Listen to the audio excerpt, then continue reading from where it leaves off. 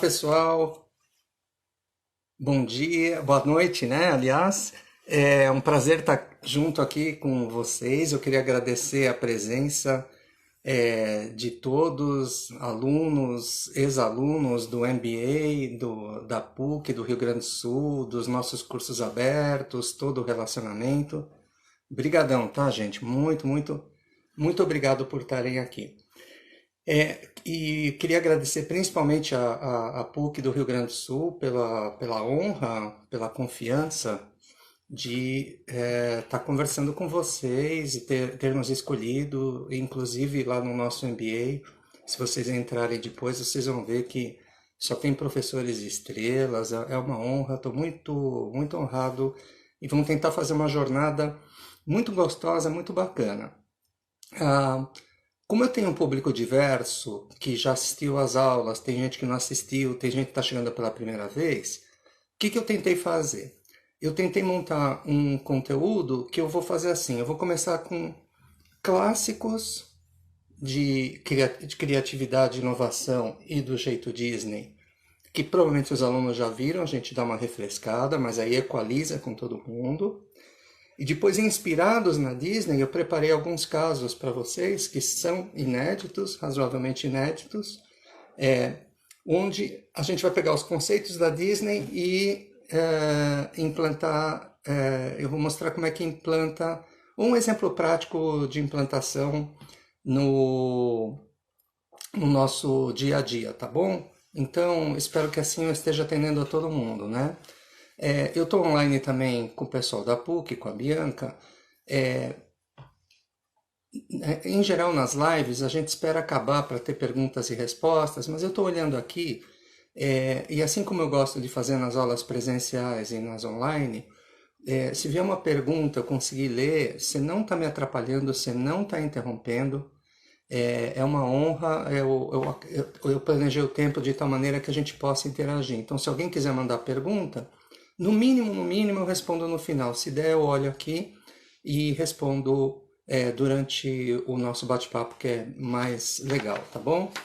Então, um clássico, vamos assim dizer, tá no livro O Jeito Disney de Encantar Clientes, que eu tive a honra de fazer o prefácio, a Letterman é mencionada oficialmente na quarta capa.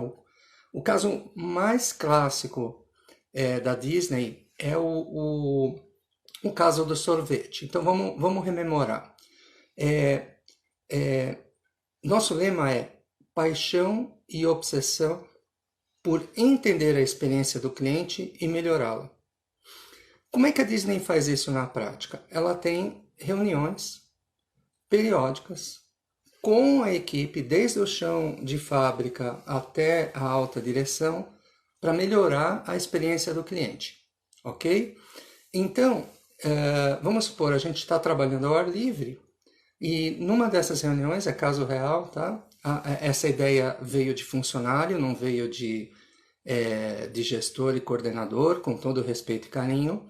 É o seguinte, da observação apaixonada da experiência do cliente no parque, alguém levantou a mão e colocou o seguinte na reunião: olha,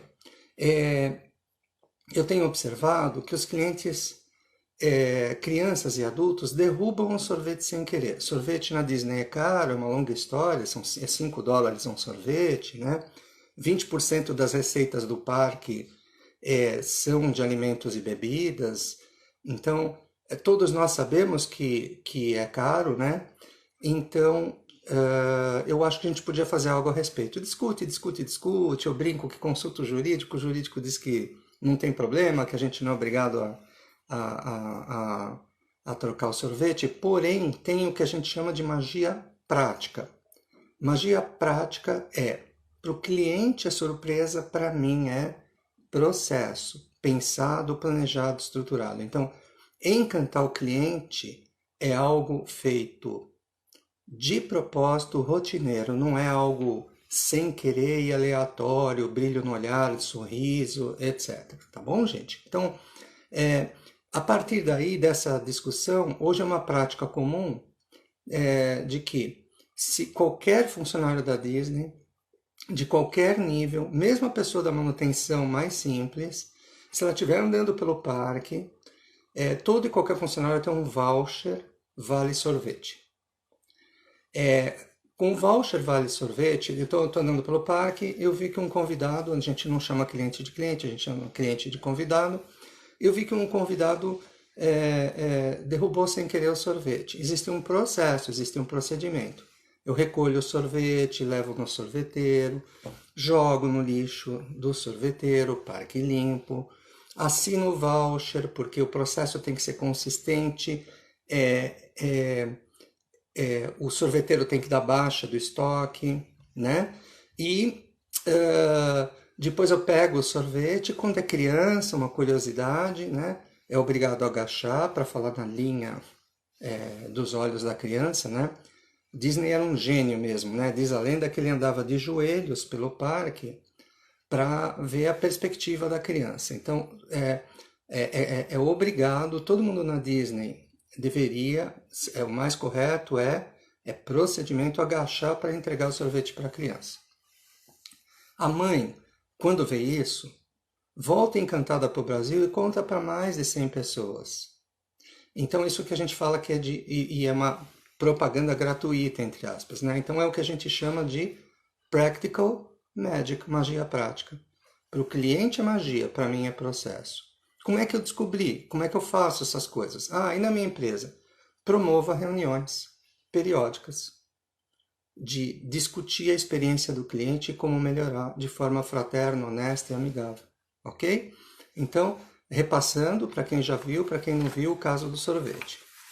Aí eu trouxe um caso que acho que mesmo os ex-alunos não conhecem, né? É um caso real meu. Estava pensando na hora de preparar a live, eu falei, vou contar um caso bacana, né? Nós trazemos os eventos oficiais do Disney Institute para o Brasil. Já foram feitos mais de 20 eventos internacionais.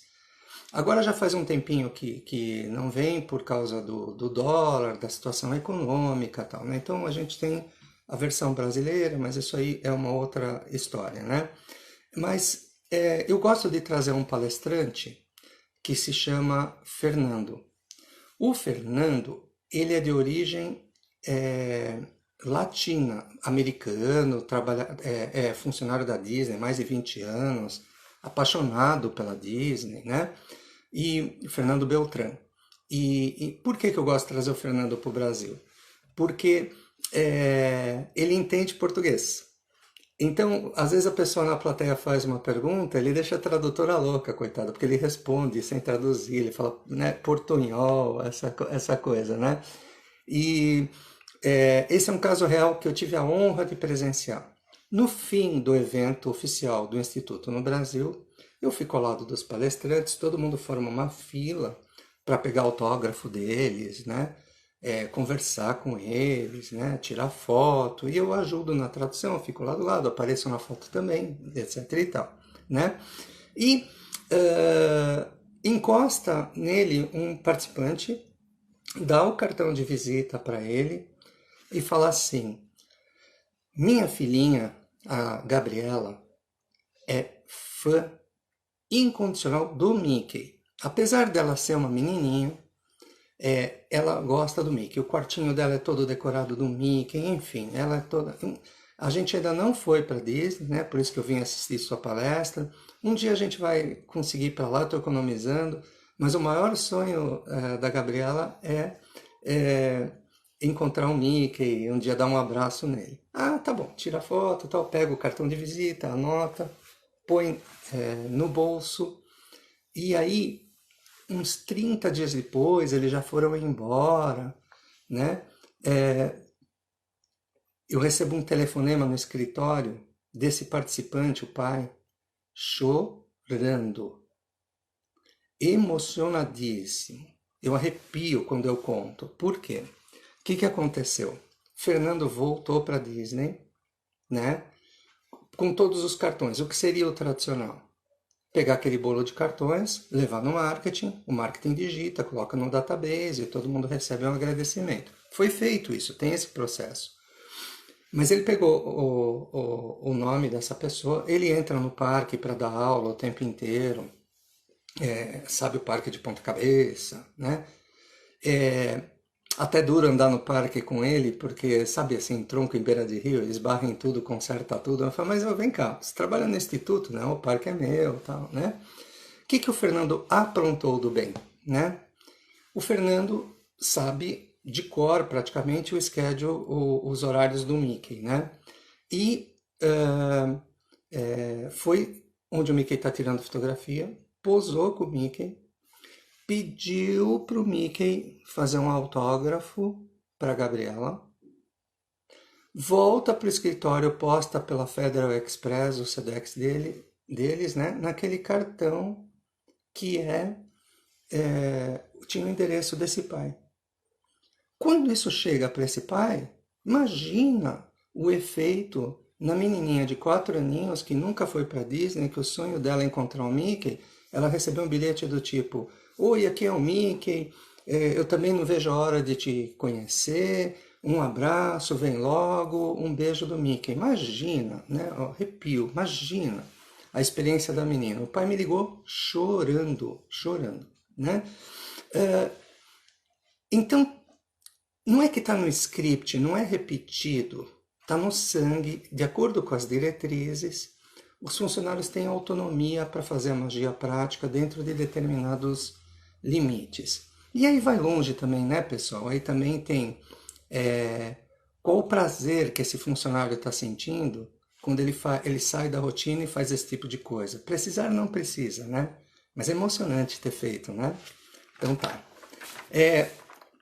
Um caso que eu gosto de falar que é de atenção aos detalhes e de melhoria contínua, né? É típico e tradicional você ter. Eu já te dou um carinho quando você entra no parque, né? Você recebe um folheto.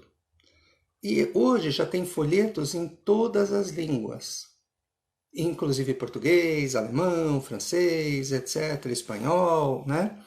E aí? Então, como é que faz? Então já é um carinho muito grande eu te dar um mapa na tua língua, né? Mas eu quero mostrar essa coisa da melhoria contínua da experiência do cliente. Paixão e obsessão por entender a experiência do cliente e melhorá-la. Então, vamos supor, eu sou um funcionário, eu dirijo uma espécie de carrinho de supermercado cheio de folhetinhos, né? E qual é a minha função? Eu vou de ponto em ponto, né, daquele ponto de self-service, de pegar o folhetinho, né, do guia do mapa na minha língua, e a função dele é o dia inteiro ele fica lá repondo, fica repondo folhetinhos, né? Ele passa no ponto de número 14 e fala, que estranho, tá faltando o mapa da Espanha. Guarda. Ele dá a volta, 2 horas depois, né?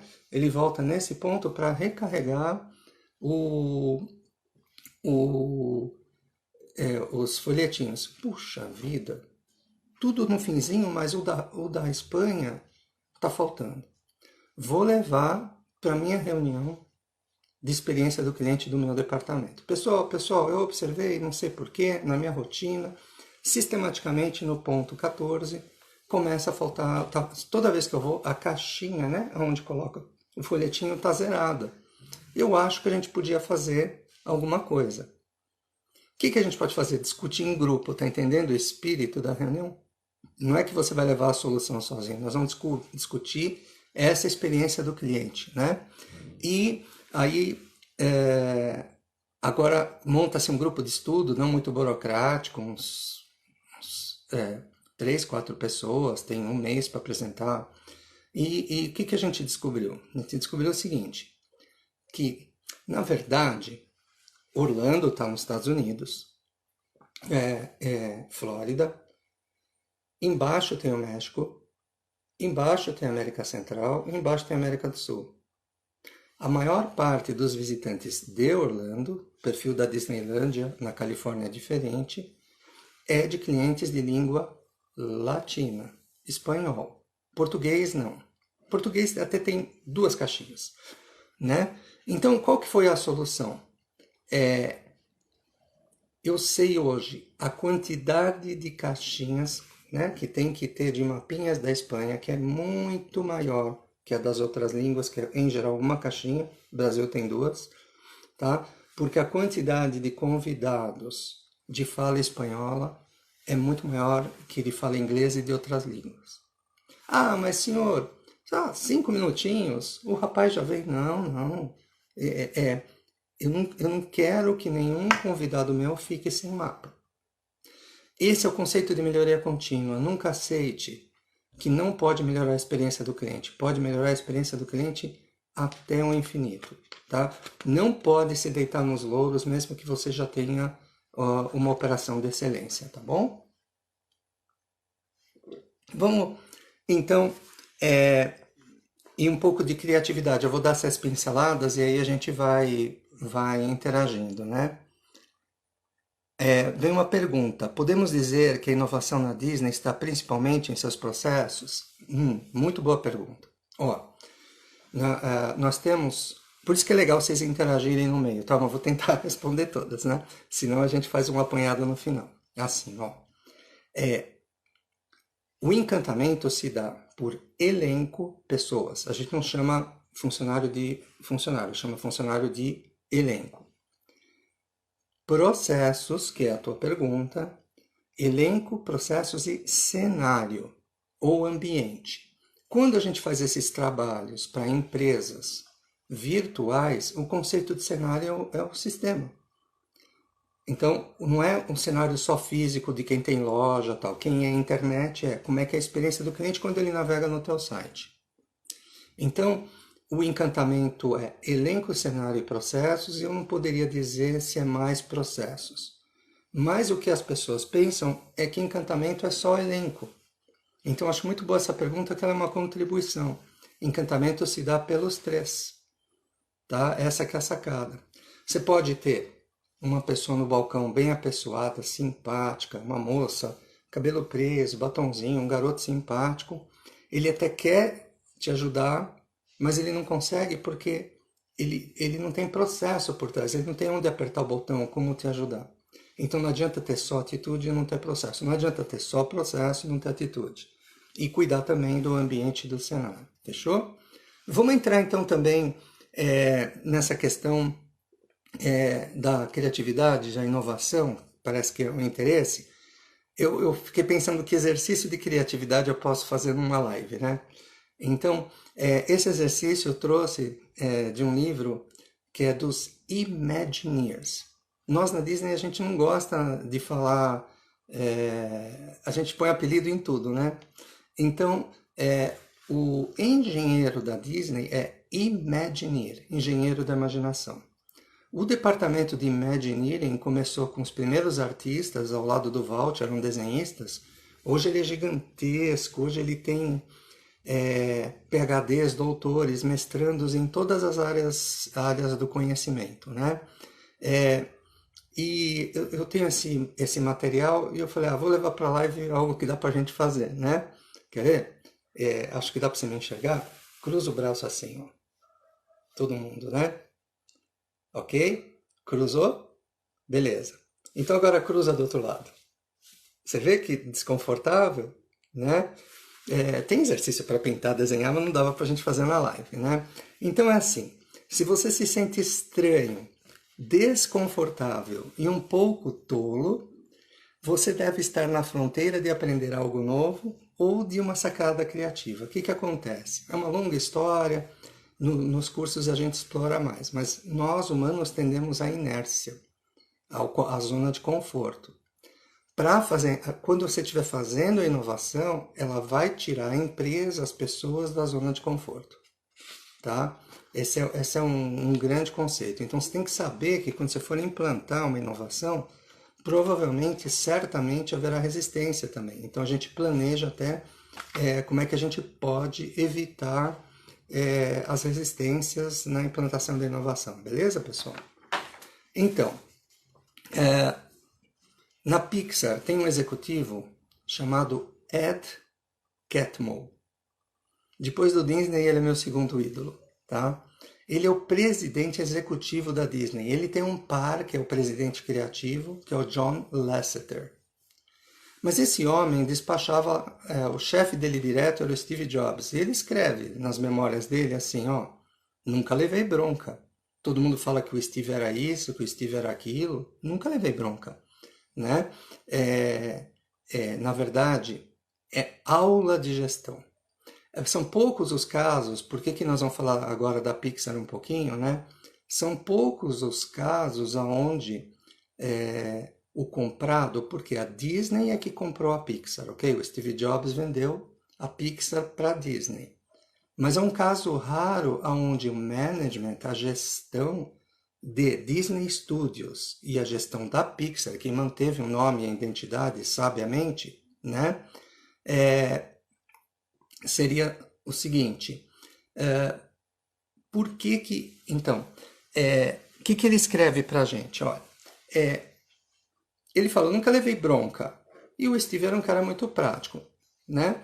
Então, a Pixar era tão bem gerenciadinha, que o comprado passou a fazer. E ela tem algumas rotinas e disciplinas que eu trouxe para vocês, que eu acho bacana, também uma inspiração para gerar criatividade na empresa. É uma das coisas que a Pixar é mais famosa. Mas eu vou ler para vocês uma frase do Ed, que faz essa transição desses exemplos da Disney para esse exemplo da Pixar. Você vai ver que o fundamento é o mesmo. O que ele escreve para a gente? Ó, não basta estar aberto às ideias de outras pessoas.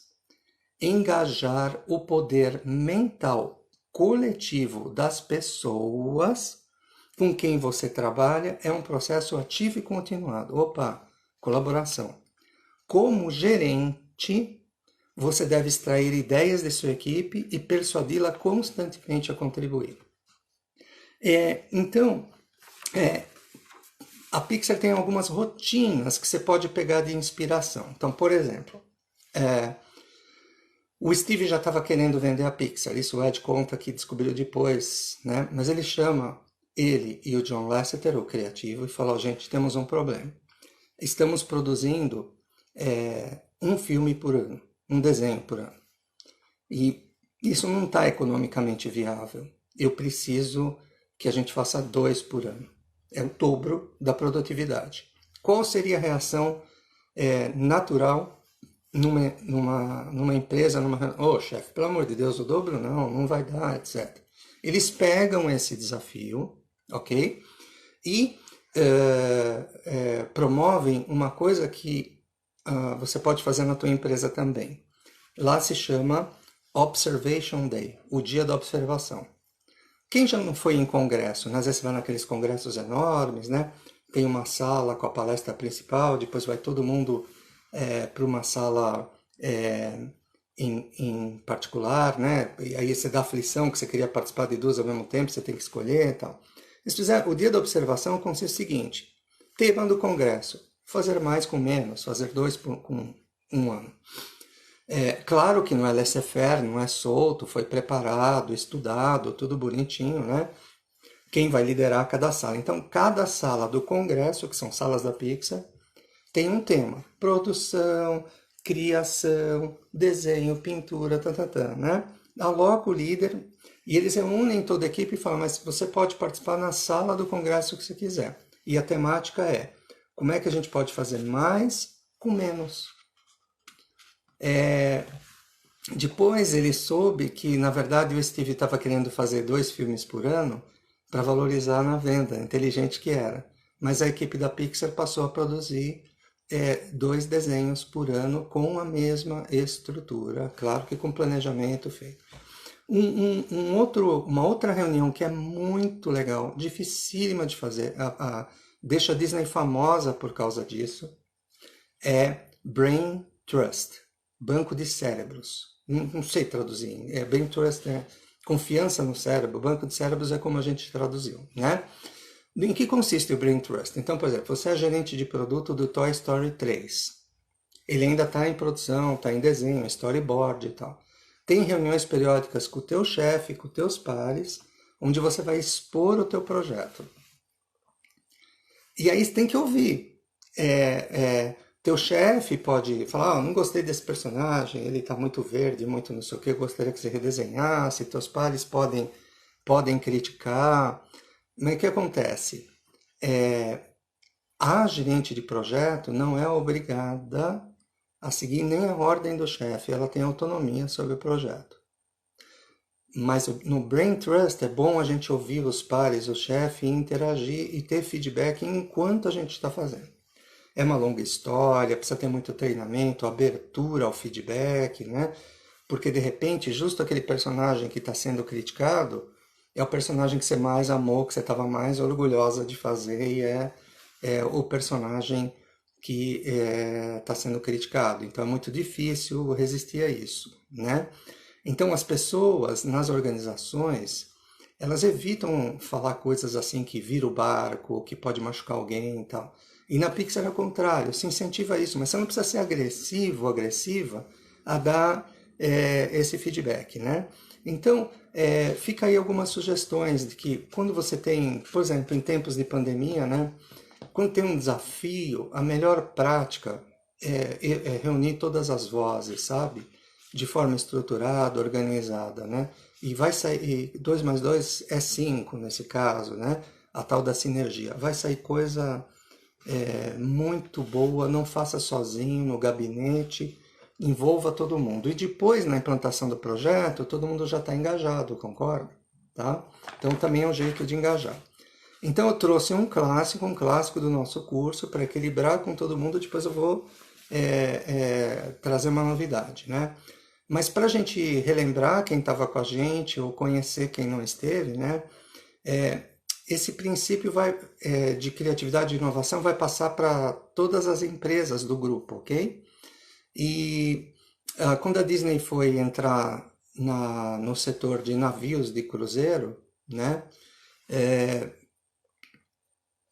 Paixão e obsessão pela experiência do cliente, como melhorar. Como eu gostaria de ser o Imagineer que... Os Imagineers, então, estão projetando o navio da Disney, ok? O que acontece? Quando eu fui assinar o contrato para trazer os eventos para o Brasil, contrato desse tamanho e tal, está escrito assim, olha, não venda patrocínio sem me consultar, porque eu posso não aprovar. Por quê, gente? Porque não pode vender para tabaco, produto adulto, álcool, tem alguns critérios de associação da marca. Então, por procedimento, eu tenho que aprovar o patrocínio. Muito bem. Então, tem alguns princípios e valores que tem que combinar. Tá legal. Então, a primeira coisa que eu pensei quando eu trouxe os eventos para o Brasil olha que legal, pegar um cruzeiro, um navio de cruzeiro, de Santos para o Rio, para a Bahia. As pessoas curtem e durante o dia elas assistem ao curso e depois vão... Não seria legal? Não posso. Por quê? Porque no navio tem cassino. Olha a coerência de diretrizes e princípios. Navios da Disney não tem cassino. Isso, então, assim como riram do Walt e do Roy, quando o Walt falou, vou fazer o primeiro longa-metragem de desenho animado que jamais existiu, toda a indústria de navios de turismo fofocava, dava risada, dizendo, essa Disney vai se dar mal. Por quê? O navio vai para alto mar, 200 milhas náuticas, águas internacionais. Então você pode reparar que abre o cassino só em águas internacionais, porque não tem legislação. E aí o navio faz muito lucro com isso, concorda? Então, mas por coerência, navio da Disney não tem cassino. Uai, e como é que sobrevive? Se todo mundo dizia para eles que não pode ter cassino. Olha os princípios, né? Então, dá um exemplo do navio. Tive a oportunidade de ir para o navio, uma experiência, dizem até, e é um pouquinho até mais profunda e melhor que a dos parques. É diferente, mas é bem legal. Então, paixão e obsessão pela experiência do cliente. Quando a gente está projetando um navio, a gente vai falar assim, o cliente convidado, né, que compra aquela cabine interna, aquela que fica no casco d'água, né, que não tem vista, né, pelo menos você conseguiu ir viajar de navio, mas você está lá no porãozão, no fundão, né, mais chique, mais elegante, até cabine com vista, né. Então, Quando os Imagineers estavam projetando a cabine, eles falaram como é que a gente pode melhorar a experiência do cliente de cabine interna, né? E então você vai ter que imaginar um pouco comigo aqui pelo Insta, né? A janelinha, aquela janelinha redonda que tem nos navios, né? Nos navios normais, no casco não tem. No da Disney tem uma janela, mas não é uma janela, é uma televisão redondinha que imita a janela, de alta definição. O que eles fizeram? Dependendo da posição que tua cabine está, você tem uma espécie de visão de raio-x, como se você tivesse vista para o mar. Todas as cabines têm vista para o mar, pela TV. Quem está aqui embaixo é pela TV, né? E ainda tem o que se chama de realidade aumentada, Augmented Reality. Como assim? Além disso já ser espetacular, continuou a criação e de 30 em 30 segundos passam desenhos animados para distrair as crianças, enquanto elas esperam para tomar banho, etc. Então as crianças ficam assim, olhando assim, falam, com a sininho aparece, 30 segundos depois aparece um personagem da Disney de desenho. É sensacional. Mas o que isso tem a ver com os negócios e com o cassino? Então, quando a gente foi para um navio, sabendo desse caso, eu queria reservar a cabine interna para ver, para levar para o curso, né? Não tinha mais cabine interna, só tinha cabine externa. Mas não é porque a cabine externa é mais cara. É que as famílias até preferem hoje em dia a cabine interna. É um show. Então, o ticket médio do navio da Disney é mais alto que os outros, porque tanto faz se a cabine é interna ou externa. E isso compensa, fora outras estratégias, né? Mas essa é uma das principais. Isso compensa a falta de lucro do cassino. O ticket médio é mais alto. Legal, né, pessoal? Merecem ganhar dinheiro. E da onde vem isso? Da paixão de melhorar a experiência do cliente, ok? Então, um toque então de inovação, que a gente aprofunda no curso, né? Mas que eu achei importante trazer para a nossa live, é o seguinte. A gente acha que inovar é produto novo. Produto novo é apenas um dos aspectos da inovação. Então, inovar é muito mais que um produto novo. Então, depois vocês procuram na internet, diagrama das 10 dimensões de Doblin, D-O-B-L-I-N, ou o radar da inovação, né? Doblin é uma consultoria de inovação muito respeitada, e ela diz que a inovação pode ser em 10 dimensões. Estrutural em modelo de negócios ou em redes em parceria. Então, se você mudar teu modelo de negócio ou como você faz redes e parcerias, você está inovando, não é só produto novo. Em processo, no processo de suporte ou no núcleo do processo. Em oferta, no produto, plataforma, pode ser o mesmo produto em outra plataforma, e no nível de serviço. E em experiência, canal, marca e a experiência do cliente ser mais diferenciado ou não. Então, plantando sementinhas, inovar é muito mais que produto novo. Também achei que era uma mensagem importante. Um caso que eu amo da Pixar, que eu acho que vocês vão curtir muito, né? Então, criar na verdade, quando você cria, você não está inventando nada. Você tem uma espécie de cultura geral, você tem várias referências, e você junta as diferentes culturas e aprendizados que você tem, e aí vem uma sacada. Então, criar, na verdade, é juntar coisas que já existem. Método na Pixar. Quando a Pixar foi fazer a Valente, aquela garota que tem um arco e flecha, ela vai ser a princesa, mas ela gosta de atirar, ela não quer ser princesa, né?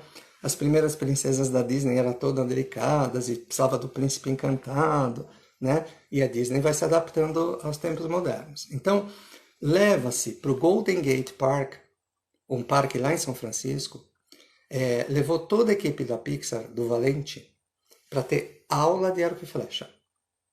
Ora, claro, né? Se ela vai mexer com arco e flecha, vamos sentir o que é o arco e flecha, né? Então, o que acontece? Um dos desenhistas, sabe quando sai a flecha assim, ela tem a peninha atrás, a pena raspou no rosto dele e fez um pequeno corte, né? Saiu até um pouquinho de sangue, né? Quem observar de novo, quando você vê a Valente, você vai ver que ela tem um cortinho na bochecha, né? Como se ela tivesse se cortado com a flechinha.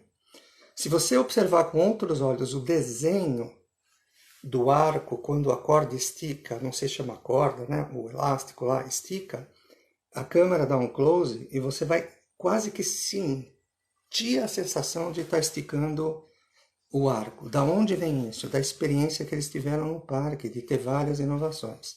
A Ratatouille, por exemplo, o pessoal da Pixar foi aprender a fazer Ratatouille. Como é que você vai fazer um filme chamado Ratatouille se você não vai lá aprender a fazer um Ratatouille, né? Uma outra coisa importante, um outro conceito, é que inovação para as empresas não é solta. Ela tem um direcionamento estratégico, ok? Então não é, a academia, estudos soltos e tal. Então o exemplo que eu mais gosto de dar é o da Honda, né? Na Honda, ela sabe que a longo prazo a indústria de automobilística estará morta, né? As novas gerações já não querem ter carro, né?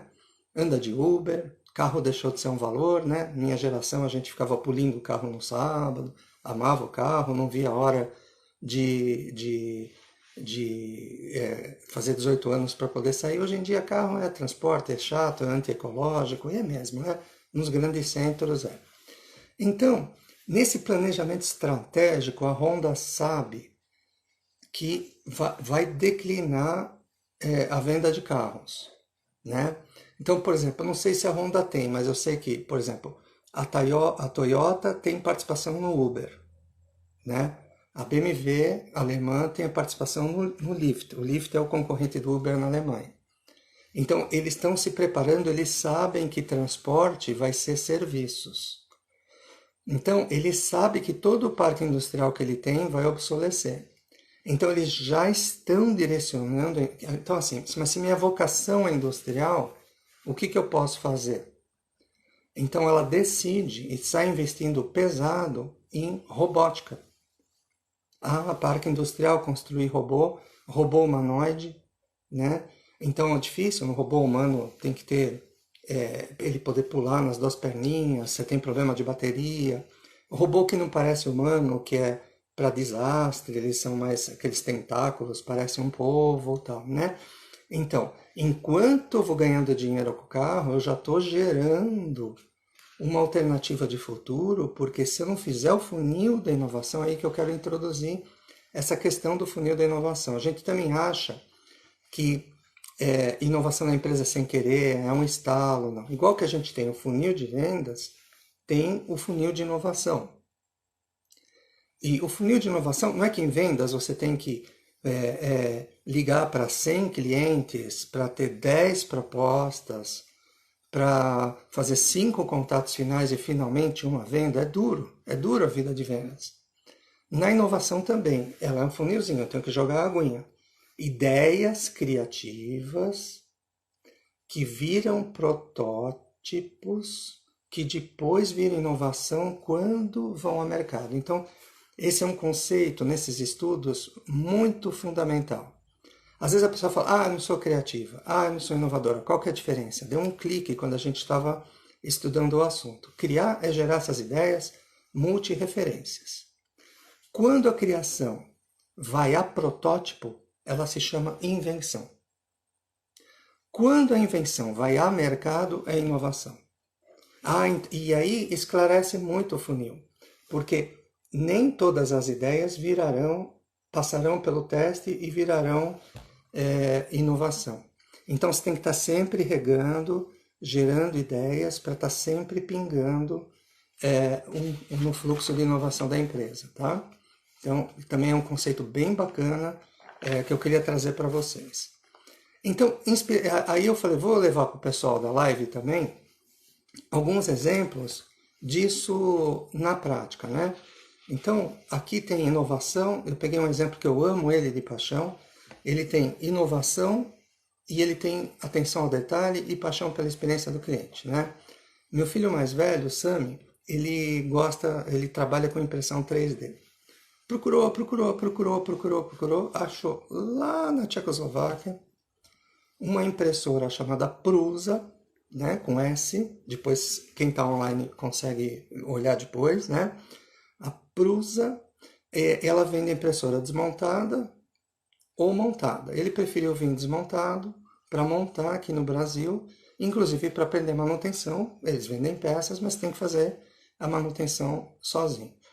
Quando eu vi ele montando, eu vi o manual, eu comecei a babar, gente. Eu falei, nossa, é coisa técnica. Você imagina sentar o bumbum na cadeira e construir uma impressora 3D? É penoso, demorou, né? Mas o manual é perfeito, não é aquele manual chato e tal. O Prusa é o nome do dono, é um barbudinho e ele tem um avatar. Esse avatar, ele te acompanha no manual. Vai aparecendo a carinha dele no manual, ele vai te dando parabéns e tal. Prusa já tem, começou em 2012, pelo Joseph Prusa, tá? Hoje ele já tem 300 pessoas trabalhando na Prusa Research, enviam mais de 6.000 impressoras por mês para todo mundo, diretamente da sede em Praga, na República Tcheca. É a empresa de tecnologia número 1 que mais cresce na Europa Central. E com uma taxa de crescimento, atenção, 17.118% nos últimos 4 anos. Já foram vendidas mais de 100.000 impressoras Prusa desde a sua fundação. Vamos começar a desvendar por quê? Porque aí eu olhei lembra? A experiência do cliente na montagem da impressora, ok? As instruções são amigáveis, com foto real, super caprichadinhas, espaçadinhas, não é aquelas coisas chatas que a gente recebe quando a gente compra os equipamentos, né? E ele fez uma parceria, eu amei. A gente vai ter que abrir um parênteses e falar da Haribo, Haribo, tá? A Haribo é uma confeitaria alemã com sede em Bonn, né? Fundada em 1920. É a primeira fábrica de balas de goma. Então a Haribo fabrica uns ursinhos de goma, tá? Ursinho de goma. Quando você recebe a impressora, vem junto um pacote de balas Haribo. Aí você fala, nossa, mas é um negócio técnico. Aí, conforme você vai montando a impressora, ele vai te recompensando. Do lado está escrito assim, por exemplo, é tempo de comer Haribo. Aí, né, ponto de exclamação. Esse foi um capítulo complicado, pode comer 10% dos ursinhos. Deixe um pouco para mais tarde, não come tudo agora. Falta pouco, cuidado, não põe a placa agora. Então, vai aparecendo as figuras à esquerda e à direita, muito interativo, bem legal. Aí, de repente, você chega lá, que está quase no final, ele escreve assim para você. Tiramos o chapéu para você. Esse foi o capítulo mais duro das histórias das impressoras i3. Pode pegar mais 20% das gomas e descansar um pouquinho. Aí, na outra parte do manual, ele fala assim, ei, você está aí ainda? Veja o visual e compare com a foto. Checou tudo? Vamos em frente. Né? No final, ele fala, junte-se a nós. Aí ele tem uma comunidade, faça o download dos modelos. Aí ele fala assim, precisa de inspiração para seus projetos? Olhe o nosso blog. Então ele manda projetos prontinhos para você imprimir e brincar na tua impressora. É isso aí, a montagem acabou, calibre a sua impressora, pode comer os últimos ursinhos. Não deixe de dar o seu feedback e até a próxima. Gente, olhando com esse olho clínico, de experiência do cliente, eu nunca vi um negócio desses tão legal num manual de uma coisa técnica. É uma inspiração maravilhosa para a gente, porque, por exemplo, como é que é a experiência do cliente quando ele recebe manuais e instruções técnicas? Qual é o estereótipo que você tem na cabeça, entendeu? Então, faça você também. Por exemplo, repense quem tem as comunicações técnicas para os clientes. Elas têm que ser careta necessariamente, né? Não necessariamente. Um outro caso que eu trouxe para vocês, né? do metrô de Londres. Como assim? Olha que legal. Aqui tem umas coisas até para a gente filosofar. Em momentos de restrições e dificuldades, eu tenho motor para descobertas e novas ideias. Os Imagineers lá na Disney também falam isso. Às vezes não é que a necessidade é mãe da invenção, né? Então, quando o ambiente me pressiona, tende a sair mais inovações, tá? Teve uma greve no metrô de Londres em 2014 e das 11 linhas, né, só 9 linhas do metrô Londres todinha, é uma teia enorme, é gigantesco o metrô, tá? E 2 linhas paralisaram totalmente e as outras ainda estavam em operação tartaruga, né? O caos ensinou aos passageiros o transporte público a se reinventarem. Como assim? Né? Que nem o autor desse estudo, que eu me baseei, da Universidade de Oxford e Cambridge, que estudaram isso. Eles dizem assim, quando foi a última vez que você fez algo pela primeira vez? Né? Então, o que eles descobriram?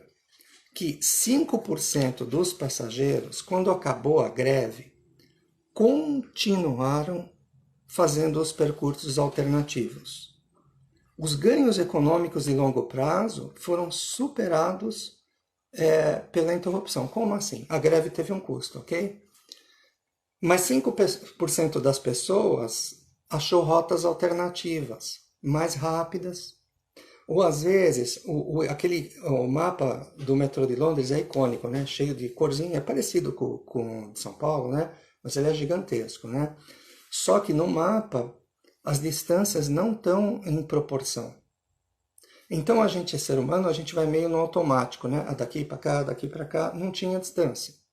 Nem tem linha muito velhinha, tem umas linhas velhíssimas e tem linhas modernas, nem a velocidade do trem. Então essa restrição fez os passageiros reinventarem rotas que depois 5% ficou com elas. O ganho econômico desses 5% pagou todo o prejuízo da greve do metrô. Tá? Então, um grande número de pessoas encontraram maneiras inovadoras e mais eficientes de ir para o trabalho porque foram forçadas, senão elas estariam no famoso piloto automático. Né? Atenção, essa pesquisa é científica.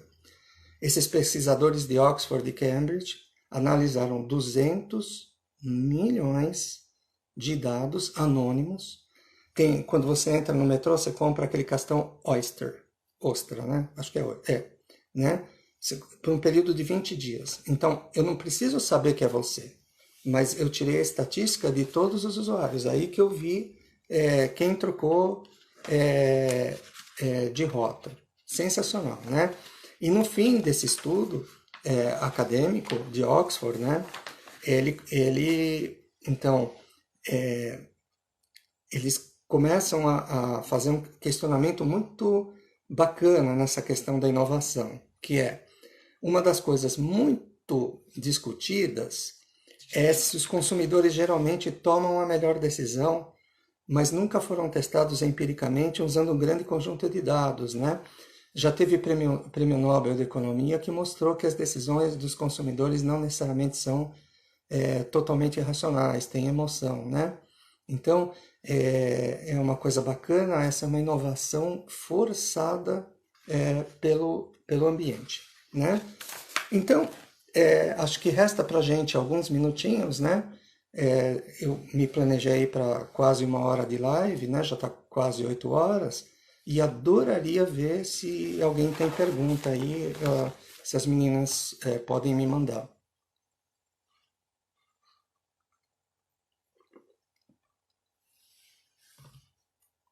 Nenhuma pergunta por enquanto?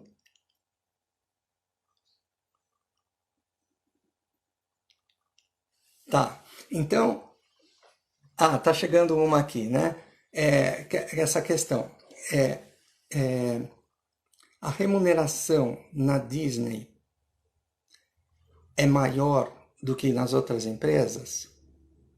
Não, tá? A camareira da Disney, o motorista da Disney ganha igual, ou média de mercado a todas as camareiras de hotéis de Orlando. Por quê? É um mercado muito competitivo. Mas o que tem de segredo é que ela é recrutada de uma maneira que eu vou resumir para vocês, que eu recruto por atitude e não por aptidão. Da camareira ao vice-presidente de operações, o recrutamento é feito, todos os cargos têm uma etapa a mais no recrutamento, que é para verificar a atitude da pessoa, para depois ela dar show, né? Que mais está vendo? Como equilibrar a experiência e o propósito como a Disney faz. Muito legal, né? Mas vamos pensar juntos, fazendo a experiência do cliente ser melhorada com os funcionários. Não é você chegar a decidir no gabinete, né? E isso. Então, lema, né? Nós criamos felicidade para pessoas de qualquer idade, o lema da Disney, né? De qualquer lugar, né? Então, dentro do lema, onde eu estou trabalhando, como eu posso criar felicidade? Ah, mas eu sou de retaguarda, então vou fazer um prato mais gostoso. Ah, eu sou de linha de frente, eu vou ser mais simpático. Então, nós temos 4 diretrizes, né? Segurança, cortesia, show e eficiência. Então, eu vou te dar um exemplo prático de como a gente faz princípios, você escreveu princípios, valores, né? Propósito, né? Então, o propósito está embutido nessas diretrizes. Então, vamos pegar, por exemplo, e para outro setor, vamos para hospitais, né? Eu tenho um princípio, uma diretriz de segurança, depois, né, segurança, cortesia, show e eficiência na Disney. No hospital a gente adapta. Mas segurança, em geral, é sempre o primeiro. Então, se eu pendurar um cartaz na parede e falar, aqui todos nós cuidamos da segurança, os funcionários vão olhar e falar, segurança é importante.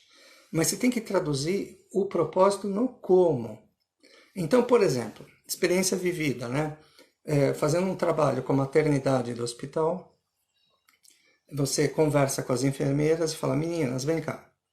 Se a diretriz de segurança aqui na maternidade, como é que ela se interpreta? Ah, quando o neném nasce, colocar a pulseirinha logo que ele nasce. Safety, segurança na maternidade, é identificar o neném. Uma das, né? Quando vem um paciente acidentado, com um problema, né? Não é qualquer um que pode tirar ele do carro, do transporte. Quando eu vou fazer check-in no hospital, se a atendente não verificar direitinho se o plano de saúde cobre, não cobre, e assim por diante, o que vai acontecer? Se eu fizer check-in desse paciente e não tinha cobertura, o prejuízo é meu do hospital. Então, segurança pode ser contábil, financeira. Então, respondendo objetivamente, resumindo, o propósito está embutido na tradução de ações práticas para a volta ao trabalho no dia a dia de cada uma das pessoas. Por isso que aqueles cartazes genéricos de nada valem me ajudam a interpretar isso que você quer, como é que eu faço no meu dia a dia. Tanto faz se você é de frente ou se você é de retaguarda. Oba, tem bastante pergunta, né? Como a Disney conseguiu se atualizar sem perder a sua essência? Show, show. Acabei sem querer de mencionar as diretrizes. É como se Walt estivesse presente. Essas diretrizes, ele que deu, né? Mudou muito pouco desde que ele que deu essas diretrizes, as palavras.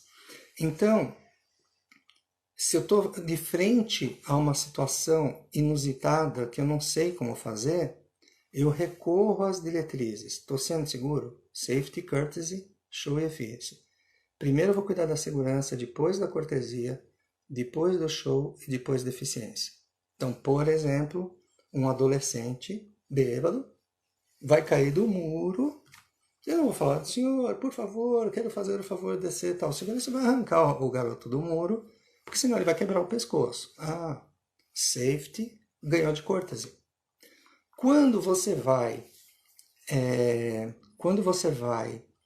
num restaurante e o restaurante pisa na bola e o maître vem depois e te dá uma sobremesa grátis, show, ganhou de cortesia. Então, essas diretrizes, para não perder a essência, elas vai para o navio, vai para qualquer lugar, qualquer setor de retaguarda externo, qualquer business, a loja, o que for. E eu sempre vou ver, estou sendo seguro, né? Então eu faço isso. E diz a lenda, né, que não consegui comprovar se é verdade, mas é interessante, né? A lenda diz assim, que quando eu estiver numa situação inusitada, eu perguntaria, se Walt estivesse vivo, o que ele faria? Como que conserva o propósito. Mas Walt deixou para a gente diretrizes, tá? Que mais? Qual o maior desafio pós-Covid para a Disney? É. Então, eu fiquei chocado, né, o parque fechar, né? Eu vou ter que atualizar meu discurso nos cursos, né? Porque eu falava assim, quando eu principalmente falo com o CEO, C-level, né? Eu tento demonstrar que tudo isso que a gente está falando, encantamento do cliente, paixão pela experiência, é um negócio que, em última instância, vai dar retorno financeiro. Então não é um negócio naive, vamos pôr um pessoal lá para aguentar clientes bravos e a gente cuida aqui das finanças e tal. Eu tento demonstrar que isso é estratégico. 75% dos clientes voltam à Disney sem propaganda.